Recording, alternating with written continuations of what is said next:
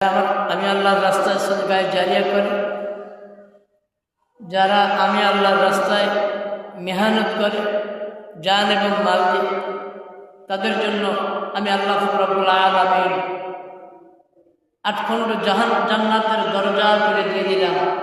বান্দা যেই দরজাতে ইচ্ছা সেই দরজাতে প্রবেশ করতে পারে। আমার মা বোনেরা, আমি যে আলোচনা সকালবেলা করতেছিলাম,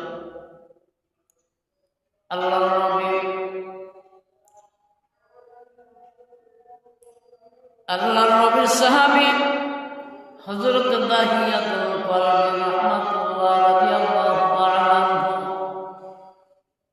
আমার নবীকে ডাক দিয়ে বললেন, ইয়া রাসূলুল্লাহ, ইয়া হাবিবাল্লাহ, নবী, আমি এমন একটা অন্যায় করেছি,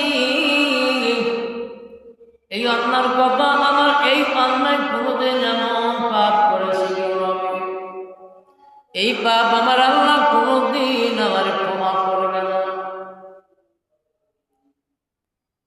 ওরে নারী, একটু খেয়াল করে দেখেন, একদিন আপনার দাম ছিল না, একদিন আপনার কদর ছিল না। মার গর্ভে যখন নারী সন্তান জন্মগ্রহণ করত, সঙ্গে সঙ্গে তাকে জিন্দা কবর দিয়ে দেওয়া হতো। নবীজি আমার নারীদেরকে প্রাধান্য দিলেন, দান দিলেন, নারীদের কদর নবীজি বাড়াইয়া দেয়।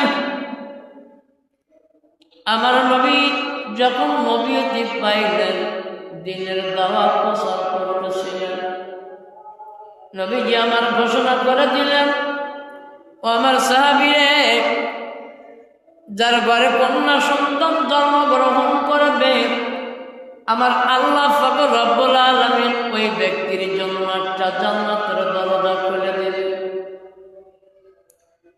উনি একজন সাহাবী 2 চোখের পানি ছেড়ে দিয়ে ফুফায়া ফুফায়া কান্দে, ইয়া রাসূলুল্লাহ, ইয়া হাবিবাল্লাহ, তাহলে তো আমি জান্নাত থেকে বঞ্চিত হয়ে গেলাম।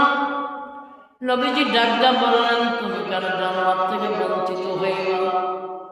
বলে, নবী গো, এই জন্য আমি জান্নাত থেকে বঞ্চিত হয়ে গেলাম।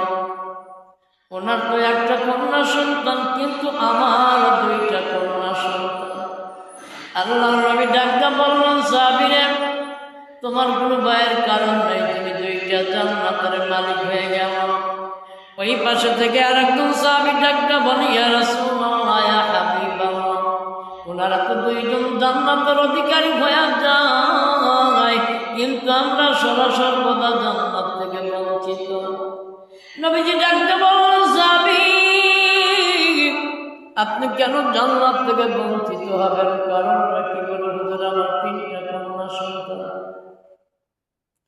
আল্লাহর নবী 2টা হাত উঁচু করে বললেন, আপনি 3টা জান্নাতের মালিক হয়ে গেলেন। আল্লাহ রাব্বুল আলামিন আপনাকে 3টা জান্নাতের মালিক বানায়া বরাদ্দ করে দিয়েছেন। এমন করতে করতে একজন সাহাবী ওই দূর থেকে বলল, ইয়া রাসূলুল্লাহ, ইয়া হাবিবাল্লাহ, সবাই তো জান্নাত পাবে, আমার কন্যা সন্তানের অবস্থা অত্যন্ত বেশি গভীর। আমার 1 নয় 2 নয় 8টা কন্যা সন্তান, আমি বুঝি আল্লাহর জান্নাত থেকে বঞ্চিত হয়ে গেল। নবী ডাকতে বললেন, সাহাবী, আল্লাহ রাব্বুল আলামিন তোমার জন্য 8টা জান্নাতের দরজা বরাদ্দ করে দিয়েছে। জোরে কান্না সুবহানাল্লাহ। ওরে আমার সম্মানিত মা বোনেরা, আল্লাহর নবী নারীদেরকে এমন প্রধানতা দান করলেন, দান দিয়ে দিলেন, যত নারী সন্তান জন্মগ্রহণ করবে, ততটা জান্নাতের দরজা ওই ব্যক্তির আমলে নামায় খোলা পড়বে। একটা কন্যা সন্তান যখন মা এবং বাবার বাসাতে আগমন করে, আল্লাহ রাব্বুল আলামিন খুশি হইয়া ওই একটা কন্যা সন্তানের বরকতে, একটা কন্যা সন্তানের ওসিলা ওই বাড়িতে 70টা বরকত পয়দা করে দেয়। জোরে বলেন না সুবহানাল্লাহ। আল্লাহর মহব্বতের বান্দিলে